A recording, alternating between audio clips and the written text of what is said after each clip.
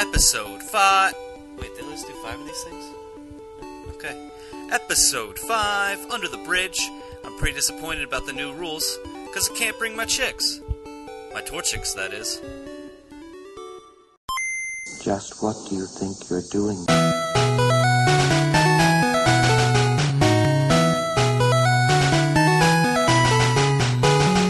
Hello, party people, and welcome to another edition of Under the Bridge. I'm your host, Alan Sutherland, a.k.a. Wless, and alongside me, as always, it's Matt Sabelden.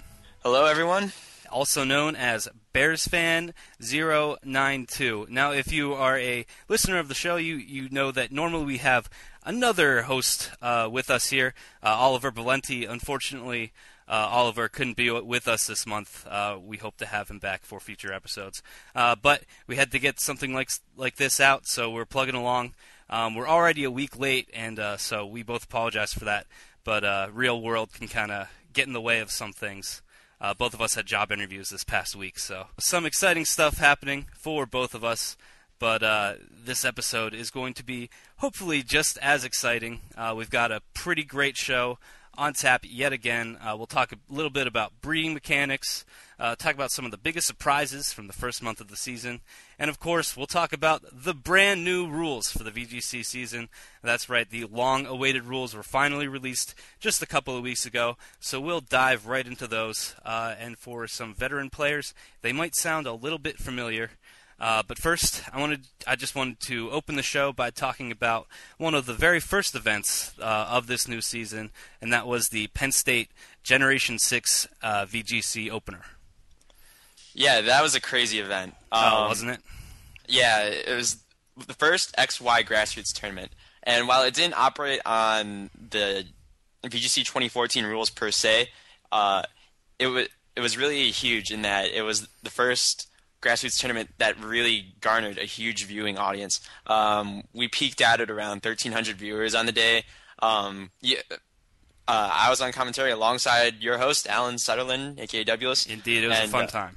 Yeah, that was crazy. I would love to do it again if Penn State will have me back. Oh, absolutely. So I had a blast. But one of the things that made this tournament so great was it was really our first look at a live competition using the new Pokemon X and Y games. So it's kind of a first look at what the metagame could be like. Now, we'll get into the rules a little bit later, but something I noticed from that day was the prevalence of Mega Evolutions was a little bit more centralizing than I thought.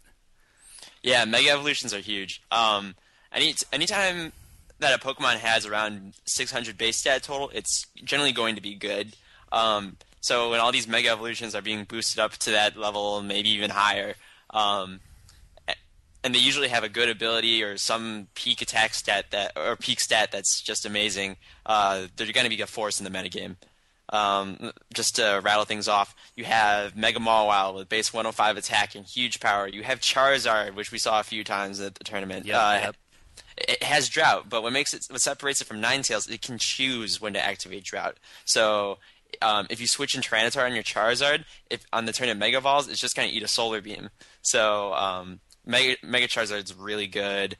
Mega Manectric kind of does something similar to Landorus Therian with Volt Switch and Intimidate. Overall, they're all just really well thought out Pokemon. Yeah, definitely a lot of fun. Definitely a lot of fun to use. They end up being kind of the anchors of the four-man team since you could only use one of them. But at least at Penn State, what ended up happening most times was most teams would have 2 or sometimes even 3 Pokemon that could Mega Evolve. So you kind of pick one to anchor your team and then build the core out around it, which I thought was interesting. Something else I just wanted to mention was Mega Venusaur made a pretty impressive showing. And that looks like it'll be a pretty good force here moving forward. Yeah, it's a thick fat ability, gives you resistance to ice and fire, and really those were like the 2 attacks that you kind of relied on hitting a grass type with. And now it's just doing regular damage against a fairly bulky Mega Evolved Pokemon. Still weak to Talonflame, so that Priority Brave Bird will still hurt, but overall, it's that aspect looks pretty good for Venusaur, which even has a viable non-mega option in Chlorophyll. Yes, indeed. So Chlorophyll, of course, is the hidden ability there on Venusaur. But yeah, so I mean, it was a great day of Pokemon. We had a bigger tournament or bigger turnout that we had last year when we did a similar kind of event. So that was always fun to see. A few more junior level players, I guess senior level players they would be now coming out, which was a blast to see as well. So if you want to, if you're interested in checking out that tournament, maybe you missed it, you can go back on our Twitch page and view those battle videos. With the event, with the commentary by Matt and myself. If you were watching the tournament live, I just wanted to say thank you once again. It really was a great experience seeing those 1,300 viewers at once there.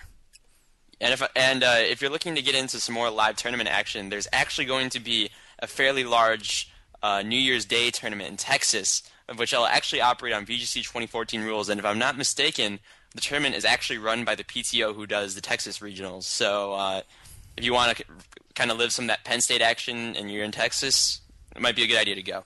Oh, fantastic. Cool. So we're stuck here in Pennsylvania. We're not going to be able to go to that, unfortunately. But if you're in the Texas area, definitely try to check that out because I'm sure it's going to be a whole lot of fun. I'm guessing that there's going to be some information posted on Nugget Bridge about that.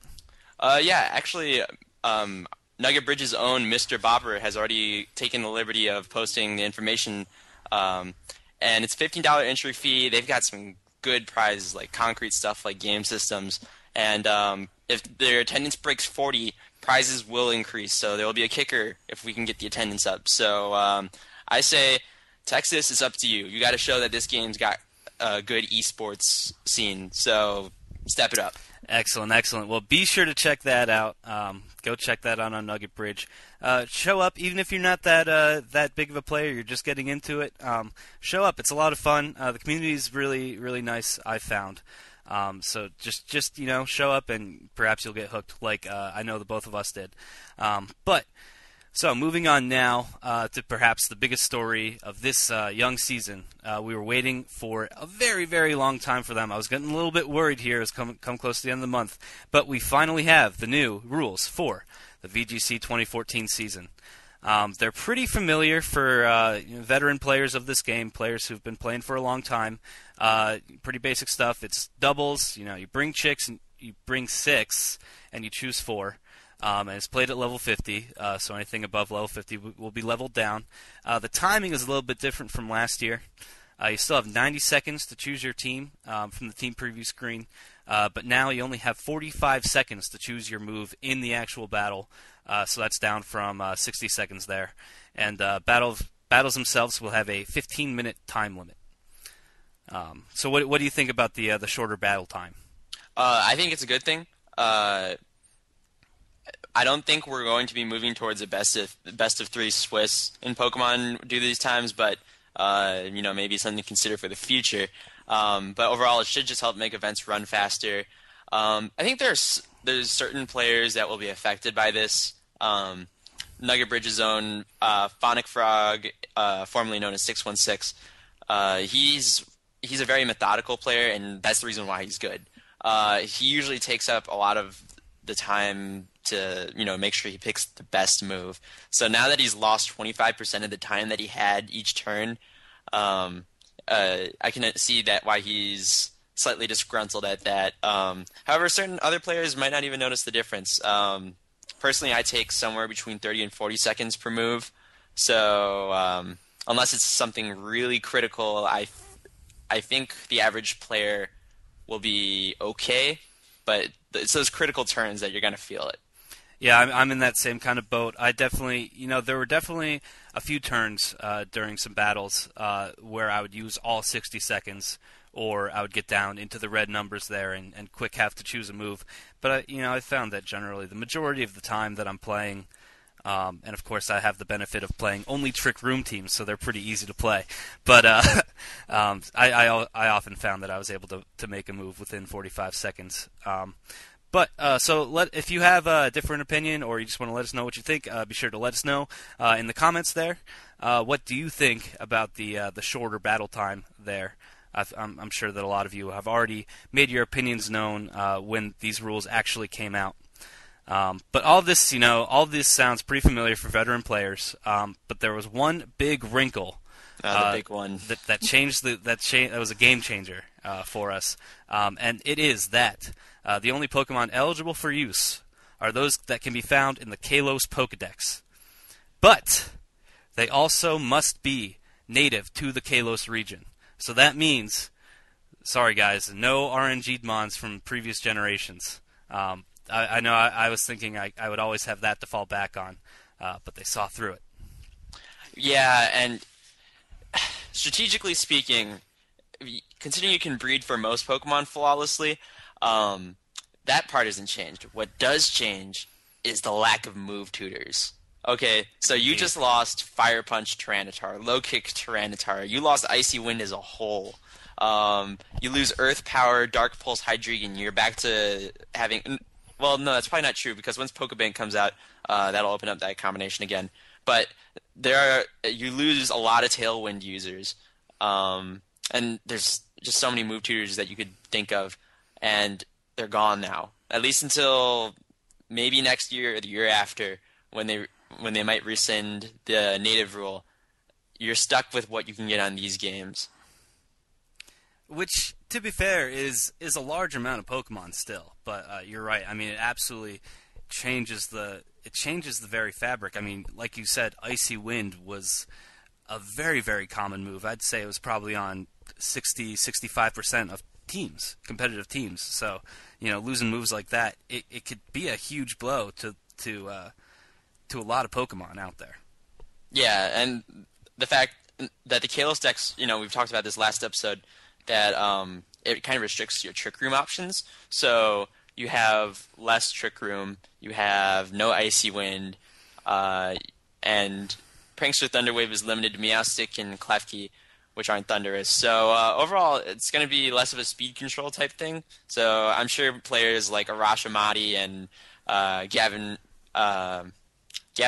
Michaels is his last name? Gavin Michaels, King of Kong's there, yeah. King of Mars these days. King of Mars, excuse me. Players like that who played in 2013 with little to no speed control, I think they'll feel pretty good here. Well, yeah, so I mean, in earlier generations, that was one of the major things that I looked for in building teams, and I think that's why I tended to err on the side of Trick Room, is that, that speed was very, very important. So it'll be interesting to see, how this plays out if speed isn't as big of a factor. But so now let's just take a look at some of the notable omissions. You already talked about the move tutors that were missing from last year, but we're going to talk about Pokemon a little bit here. Of course, you could check out Rushan's article, Firestorm's article on Nugget Bridge for a complete list of the viable omissions, and I do mean complete because Grotle makes an appearance on that list. But here are some of the bigger names. So Volcarona, obviously a huge one. Hitmontop, also a very big one. But the two of those alone comprised the Volcatop combo, the Top Moth combo that was so dreaded. But also missing in action will be the Laddie twins, Heatran, Togekiss. There you go, Togekiss, and Metagross. So some pretty heavy hitters there are going to be missing from this game. So Matt, how do you think these absences will affect the metagame? Okay, well, I guess starting out up front, Volcarona and Heatran are missing. So those were your two primary fire types in the 2013 metagame, both gone. There are some fire types to pick up the slack, some of which we'll talk about later. But it does make it significantly harder to hit steel types when Heatran's gone, Heatran was basically the steel check, barring Excadrill, of course. When the loss of Latios and Latias kind of seems to fit in with the general trend of Pokemon X and Y of reducing just strong instant power moves. Draco Meteor got dropped, and just to be safe, let's get rid of Latios and Latias this generation. And I guess the last one, you mentioned Metagross earlier. That one's, I actually wish it was in this dex. Mm-hmm. because Mega Mawile hits extremely hard. Absolutely. And it would be really nice to have a certain Psychic Steel base 130 Pokemon, base 130 defense Pokemon to sponge a play rough for you. And it even hits it back neutral with a now 90% accurate Meteor Mash, which would be a solid hit. And on top of that, its Clear Body would make it immune to Intimidate. So right now, I miss you, Metagross. Come back to me. Well, it is in the Friend Safari. The Beldum there is in the Friend Safari. Now, Friend Safari Pokemon are not eligible. I don't know if I needed to make that clear or not. Well, but they are eligible if you've caught them in game. It's just they have to be in Kalos Dex too. Right, exactly. Yeah. So that's why things like Togekiss and Metagross and Hitmontop are not going to be available there, even though you can get them actually in the game through the Friend Safari there. But yeah, so Matt, do these Pokemon them not being there, does that open the playing field up a little bit for maybe some stuff that underperformed in the last generation? Yeah, and we were talking about fire types earlier, and we're going to be talking about fire types now. One Pokemon that's always been kind of a joke competitively is Charizard. Known as that Pokemon that did 100 damage on a Pokemon trading card and is a fan favorite, it is now a serious threat. Charizard Y form, when it Mega Evolves, activates Drought, which gives you 5 turns of Sun. What really is devastating about that is Charizard Y got a boost to 159 base special attack. Couple that with the fact that it has Heat Wave, which was always a good move, and Solar Beam.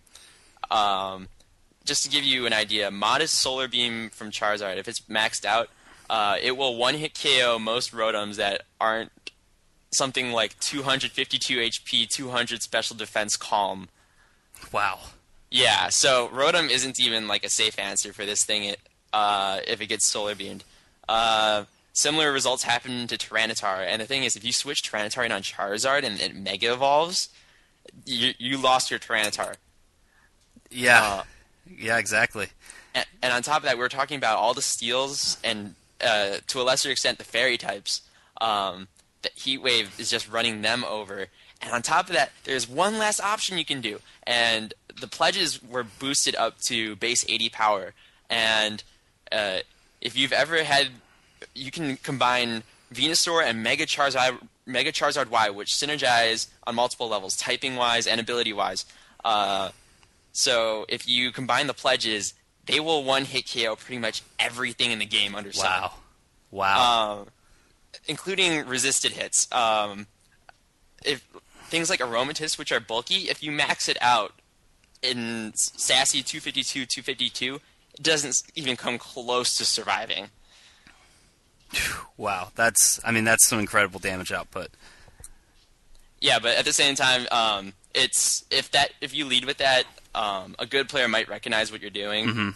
Mm-hmm. And it's kind of like Helping Hand in that you're kind of banking everything on one hit. So if you were to attack into a Protect, that would be somewhat devastating. Sure.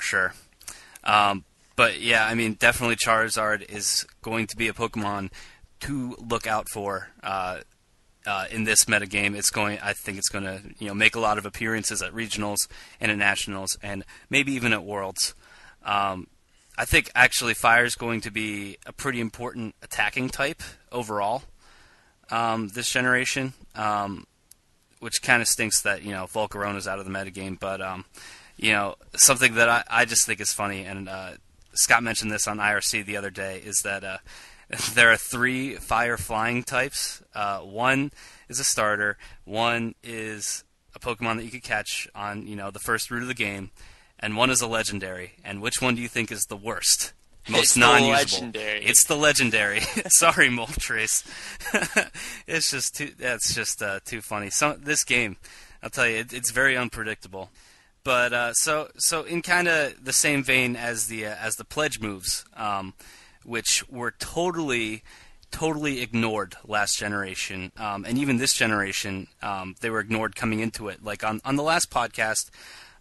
We talked about the terrain moves and how they might affect play, and they're very similar to how the pledge moves kind of work, but we still didn't talk about the pledges at all last podcast. So sometimes, some things can slip through the cracks. Theorymon is a lot of fun to do in theory, but sometimes Pokemon are strategies that look awesome on paper. They just aren't all that great in practice, and vice versa. So this generation is no exception to that. So Matt, before the show, I asked you to choose 2 Pokemon who you think are underachieving and 2 that are overachieving based on your preseason expectations, so to speak. So let's start with the overachievers. Who's your first pick? Well, we already talked about Charizard Y, but let's talk about another fire type, Rotom Heat. So Rotom Heat, the brother Itzy Rotom Wash, fire type instead of water type. And again, with Levitate, which is fantastic for any Pokemon with a ground type weakness. What makes Rotom Heat so good is that it's one of the few Pokemon that can take a player ref from Mega Mall while, along with random Moon Blasts, and you still have to watch out for water and rock type moves, but that's certainly playable. Mm-hmm. And it's also one of the few Pokemon that has that hard-hitting nuke option. A lot of the -2 special attack moves like Draco Meteor and Overheat were reduced in prevalence in this metagame, but Rotom Heat still has a very viable option in that.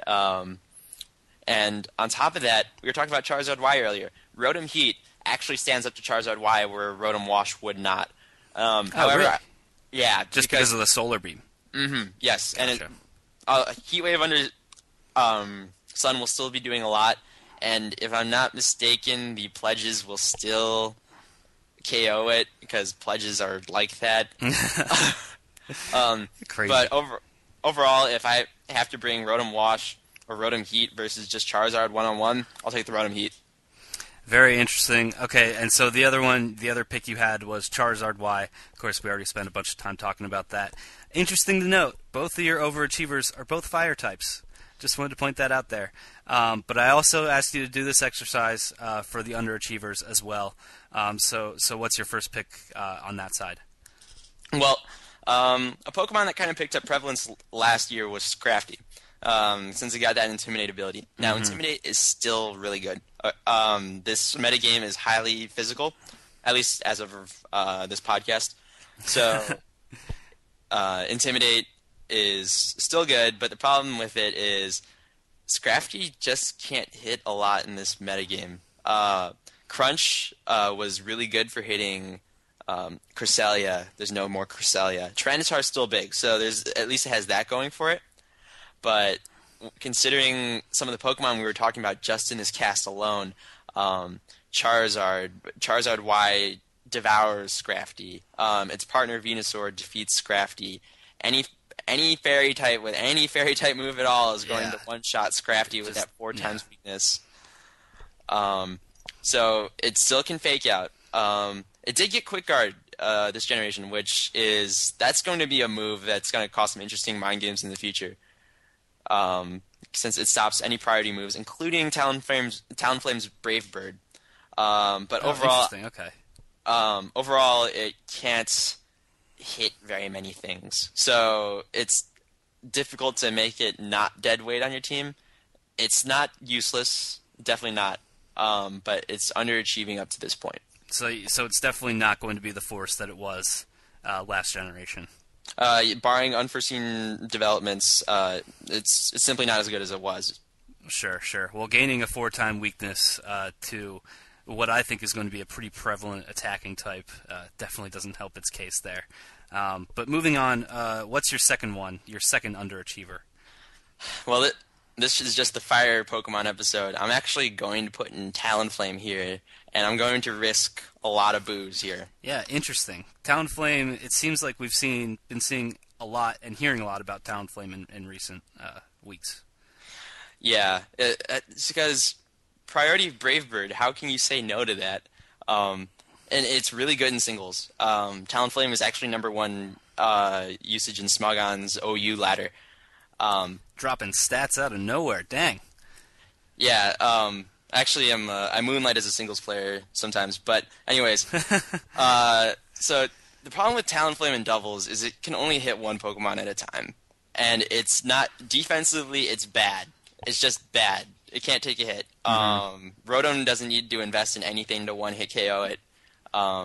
And the fact that you're losing a ton of health from Flare Blitz and Brave Bird doesn't really help its case. Now, there is one thing to be said about it in that if you're looking for a fairly safe early round opponent slayer at a regional, Talonflame might be your guy, because Choice Band Brave Bird, it's tough to find something it doesn't one-hit KO in the Kalos decks. And it obviously has the ability of moving first the vast majority of the time thanks to that priority.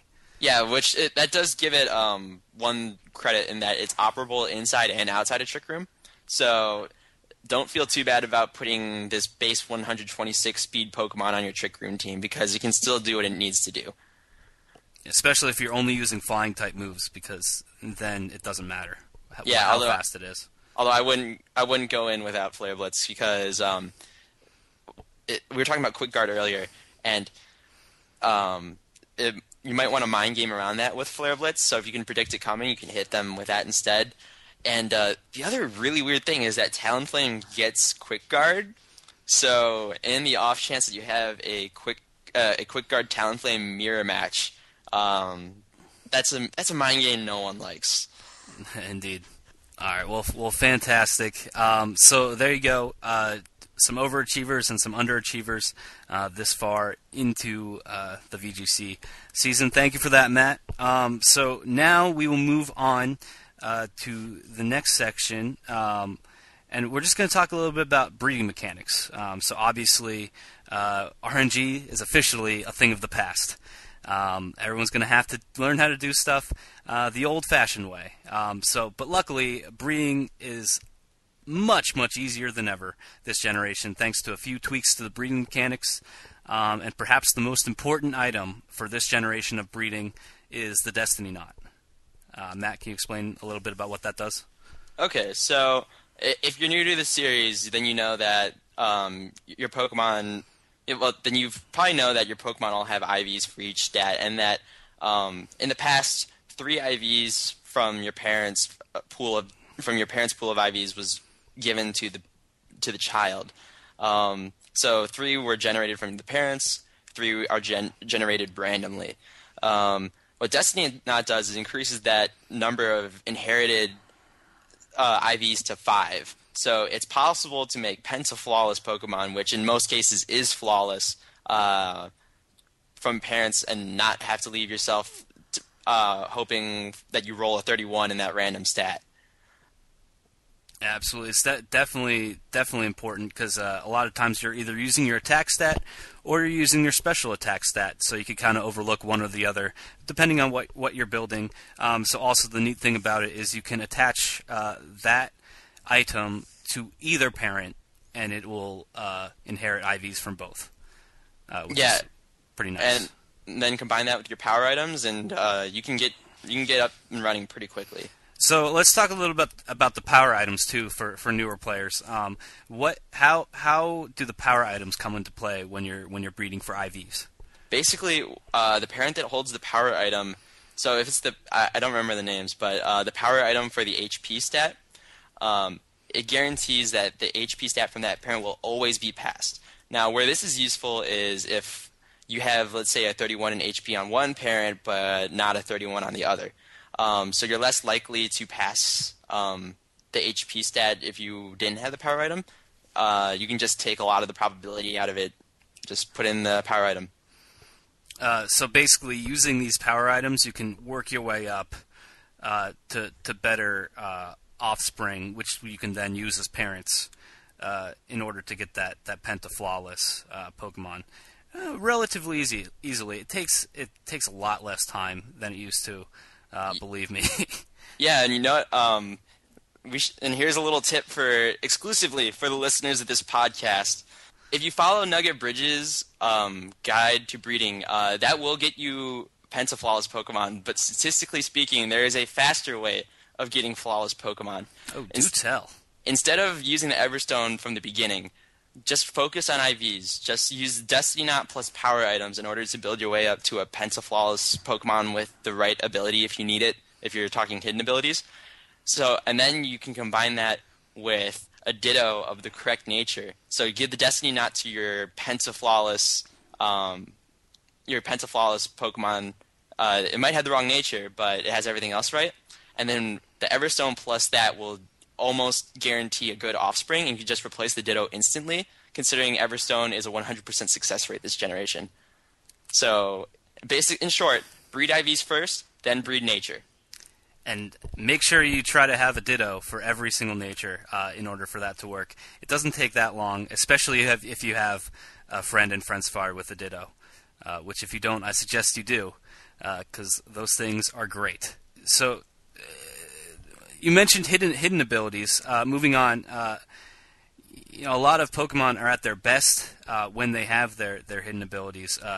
Talonflame is one that I can think of off the top of my head. Politoed is another, with Drizzle, that hidden ability. Now, in Generation 5, these hidden abilities were pretty annoying to get. They could only appear in the Dream World, and they could only be passed on to offspring by females. Which meant you had to find it in Dream World, and you had to find a female in Dream World, which was pretty annoying. But in this generation, you could actually find hidden abilities in the Friend Safari, and hidden abilities can be passed on by males if you're breeding it with a genderless Pokemon, like a Ditto, which is pretty awesome. Do you know what the exact mechanics are for that, Matt? Oh, this is always confusing, but basically if you have a female plus a male, and the female has a hidden ability, I believe it is a 60% chance. It definitely favors. It's definitely in your favor of getting a hidden ability. 60% chance is what it is. If you have a male hidden ability plus a regular female, if I'm not mistaken, you will never get a hidden ability. Correct, because when you're breeding a male and a female, only the female can pass on the ability, the hidden ability. So it only works with the male if you're using a genderless. Right, and but if you have that Ditto plus a hidden ability, male or female, you're golden. That's 60% or whatever that number is. Yep. So it's very nice that it's the same percentage if you're using it with the Ditto, with females and males alike. So definitely a lot easier to pick up those hidden abilities. You could also pick up hidden abilities in hordes, which can be found throughout the game as well. Which hordes are very nice for a lot of things. Also, in particular, EV training, which perhaps we'll talk about in another edition of this show. But there's some articles detailing the best ways to EV train over on Nugget Bridge. If you want to go check those out, bunch of different articles on Nugget Bridge. It really is a great resource, you guys. Be reading Nugget Bridge. So, was there anything else that you wanted to talk about with the breeding? Any other exclusive tips you might be able to give? Nah, really, if you can get the IVs, you can get anything. There are certain RNG manipulation tricks you can do this generation, because it turns out inheritances are saved when you save your game. So you can actually reject an egg, see what the inheritance pattern is, and replace parents that fit that pattern. But the thing is, it relies on you having a lot of parents. But if you are that guy who has a lot of Pokemon to draw off of, it's something you could consider. Very, very interesting. And believe me, if you start breeding, you're going to find that you have a lot of parents piling up pretty fast. Thank goodness that the new boxes keep appearing in the PC box, because I feel like I'm just about running out. Yeah, and you know what? If this seems hard now, in about 2.5, 3 weeks, it won't be, because the Pokemon Bank will come out, which allow you to bring Pokemon from old generations. So this will unlock egg moves for some Pokemon. It'll bring in Dark Void Smeargle, unfortunately. That's bad. And boy, I should have put Smeargle as one of my underperformers. But it will also allow you to bring in all those flawless RNG Dittos, which you can still breed with, and those will shorten the breeding process so much. Well, that's very nice. So I guess with that, that'll wrap up the breeding segment here on Under the Bridge. Hopefully you guys learned a little bit if you didn't already know it, or maybe it just served to be a good refresher. It's always nice to pick up some exclusive tips from Matt there, who I consider to be somewhat of a breeding expert. So you guys are very lucky. But so we'll move on here to a brand new segment. One, it's very simple. It's called Pokemon of the Month. All right, so here's how it works. Starting today, every month we're going to bring back a Pokemon. We're going to pick a Pokemon of the month to kind of represent the Under the Bridge podcast and brand. Usually it'll be something we talked about on this edition of the show. So Matt, who gets the honor this month? The Fire-type Slayer himself, Gyarados. Now, we didn't actually talk about this earlier on in the show. We didn't. We saved this one for last. Here we go. So tell me a little bit about Gyarados. What can it do? Well, here's what Gyarados always did. It was a bulky water-type attacker who could either go with the support role, doing the taunt Thunder Wave thing. It also had Intimidate, so it slowed down physical attackers if you needed it. And you could go choice specs as well. Well, that's a Hui thing. I don't think most players have the guts to pull that one off. I don't. Yeah, me neither. Hui's in a whole other class himself, but please, I didn't mean to interrupt. Yeah, and Choice Band Gyarados also had been making the rounds late in 2013. That's still good. So it's just a good Pokemon. It also has really good Special Bulk to go alongside Intimidate. It was one of those Pokemon that didn't need to invest too much in order to live a Latios Dragon Gem Draco Meteor, and you don't need to EV for that anymore. So that just frees up even more offensive or defensive potential for Gyarados. And really, the only thing that is like is a real thorn in its side is the fact that Rotom is going to be one of the biggest Pokemon in this metagame. So if your team can handle Rotom, and you might just give Gyarados the free reign it needs to run over the other team. All right, well, Gyarados certainly sounds pretty darn good, especially with the ability to Mega Evolve there. That's always a nice thing to have going for it. So that's a great choice, Matt. So here's the added bonus. Here's the sweetener, if you will. This weekend, we're going to be giving away a few of these bad boys. That's right, giving away a few of these Gyaradoses, well, Magikarps is what they'll be, but you can train them up into a Gyarados, bred with our own blood, sweat, and tears. So what do you have to do to win these? It's very, very simple, you guys. You just have to follow us on Twitter and tweet at one of us the answer to this month's trivia question. Don't worry, they're not too hard. We just want some way to get you, the audience, the thing that makes this whole endeavor possible. We just want to get you guys engaged. So if you don't have a Twitter account, or you just don't want to follow us on Twitter, you don't want to hear what all we have to say, tweet about our breakfasts or whatever, don't worry.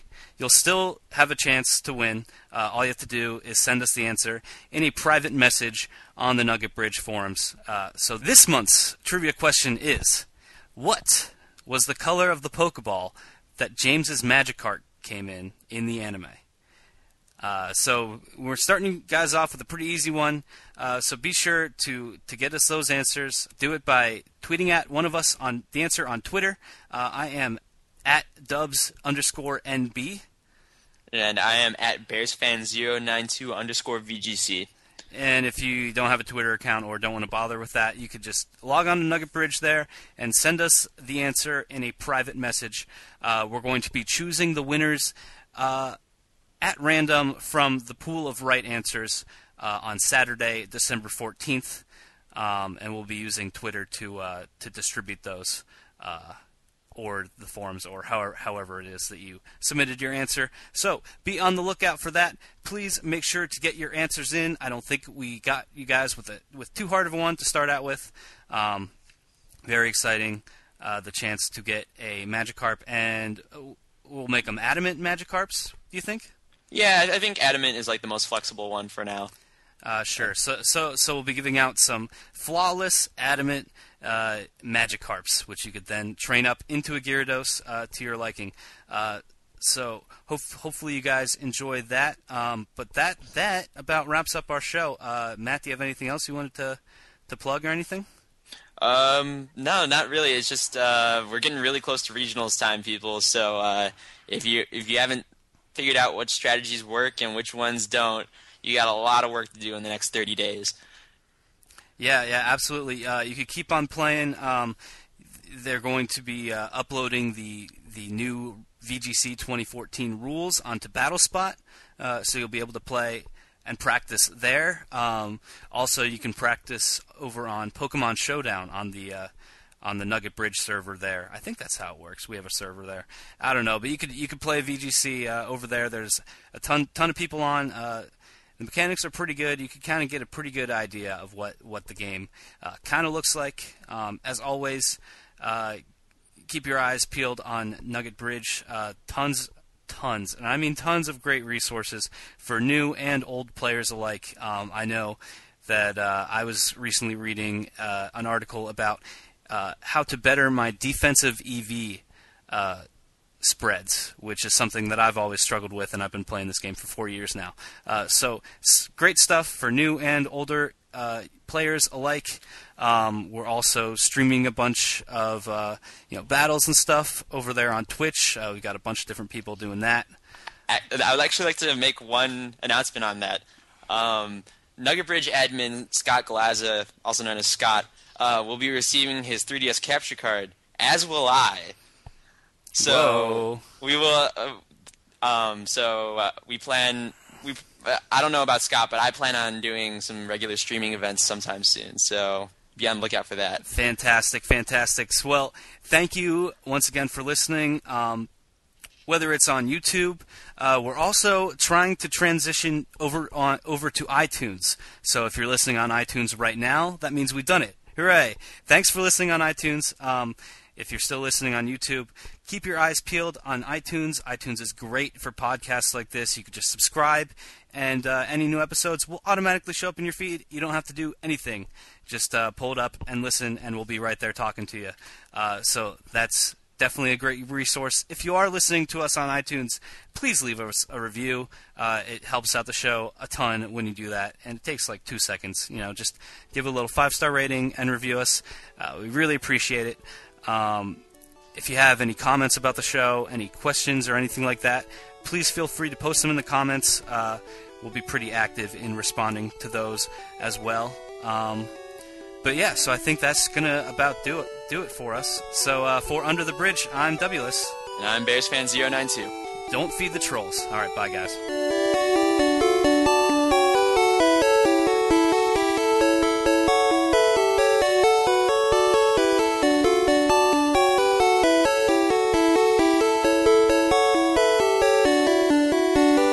This has been a Nugget Bridge Radio Network production.